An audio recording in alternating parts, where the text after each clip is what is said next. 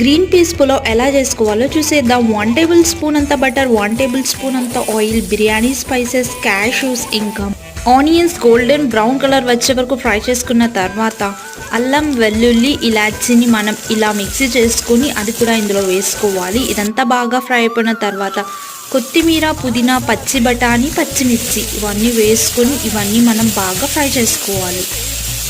ఇవన్నీ ఇలా ఫ్రై అవుతుండగా ఇందులో 1 టీ స్పూన్ క్వాంటిటీ అంత ఉప్పు వేసుకొని ఇదంతా ఇంకొక 2 నిమిషాల పాటు ఫ్రై చేసుకున్న తర్వాత మనం ఇందులో కడిగి నానబెట్టుకున్న 1 కప్ రైస్ని వేసుకోవాలి. 1 కప్ రైస్కి 3 కప్స్ ఆఫ్ వాటర్ అయితే కరెక్ట్గా సరిపోతుంది. రైస్ వేసుకొని ఒక 5 మినిట్స్ పాటు మనం ఇలా రైస్ని అంతా బాగా ఇలా ఫ్రై చేసుకోవాలి. ఇలా మనం వాటర్ వేసుకొని మూత పెట్టుకొని ఉడికించుకుంటే 15 నిమిషాల పాటు మీడియం ఫ్లేమ్లో ఉడికించుకొని మూత తెరిచి చూస్తే ఎంతో టేస్టీగా ఉండే బఠానీ పులావ్ అయితే రెడీ అయిపోతుంది. మీరు కూడా ట్రై చేయండి.